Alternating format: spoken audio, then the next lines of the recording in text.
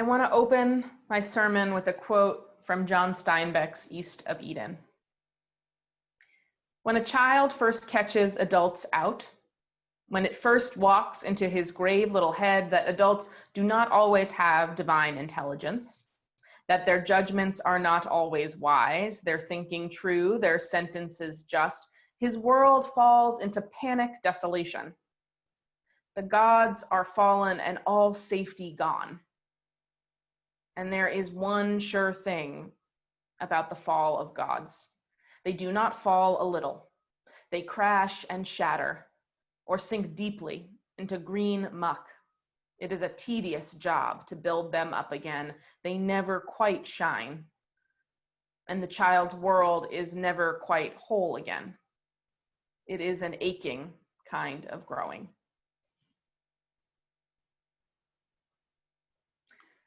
I was at a birthday party for my sister-in-law a few years back. She sat on the floor unwrapping presents, and as a great lover of reading and books, she received the most appropriate of presents, the complete box set of Laura Ingalls Wilder.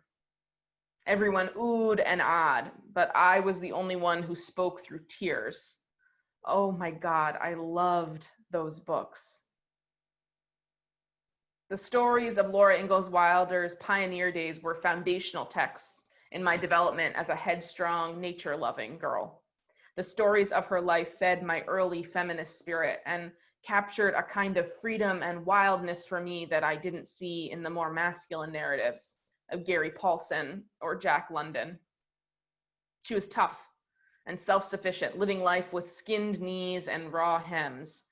I read On the Banks of Plum Creek probably 4 times. These Happy Golden Years, maybe 6. I consider Almanzo to be on the short list for potential baby names, and I was Laura for Halloween when I was 8. I was a total fangirl. You might have called her my hero.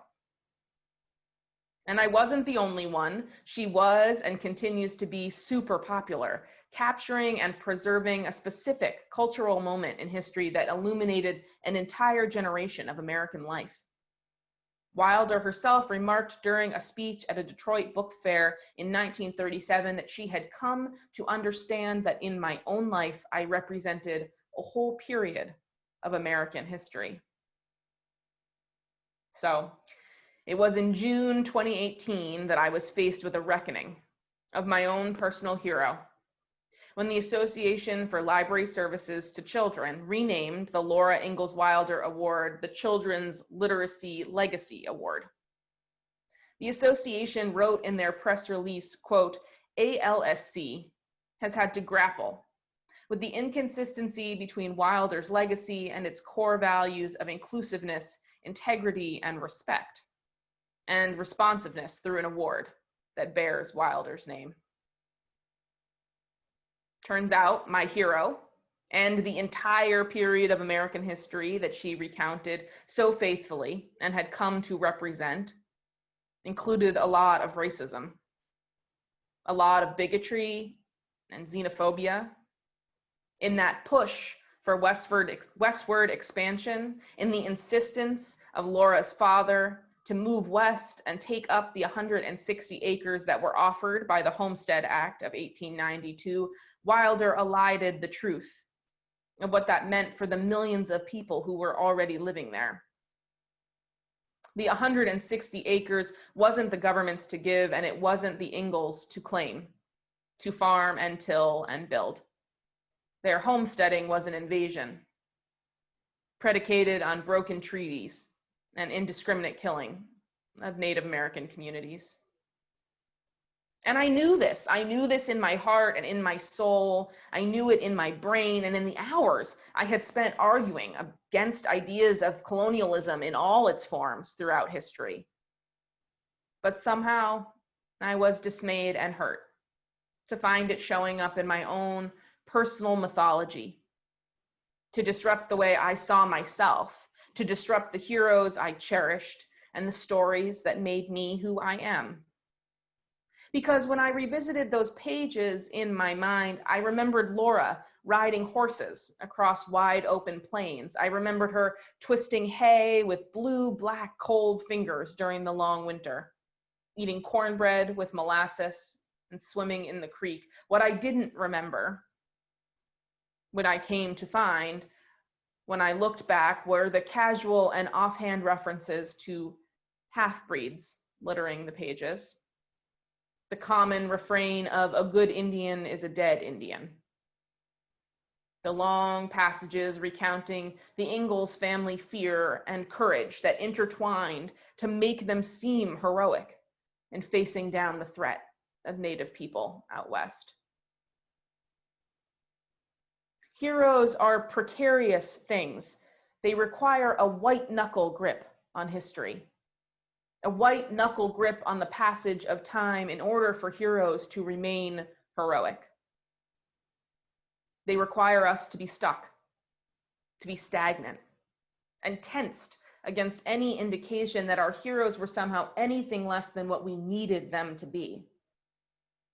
ALSC wrote in their press release that they were grappling with inconsistencies between their values and the legacy of Wilder.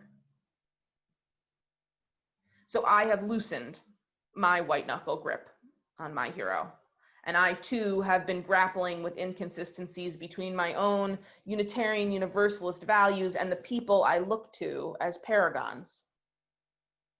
Made all the more complex by my long-held affection for the stories and what they represented to me. That's the tricky thing about privilege. It's myopic. The same novels that made me feel affirmed have in them the capacity to diminish someone else.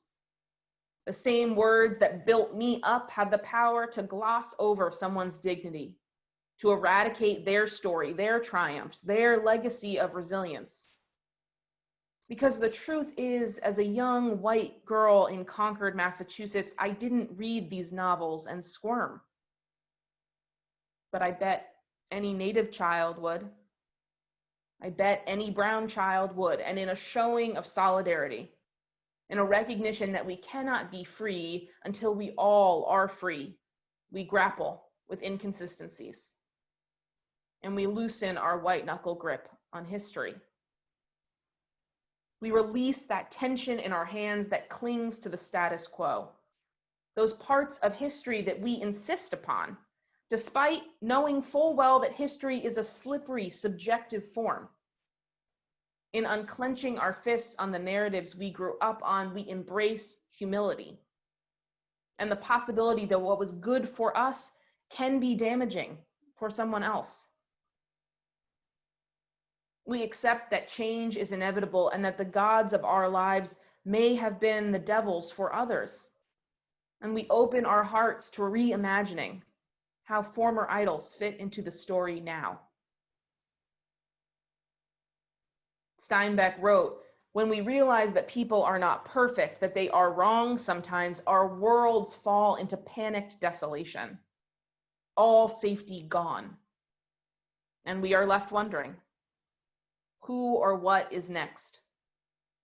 To be stripped of titles, renamed, canceled. We think with panicked desolation, could it be me?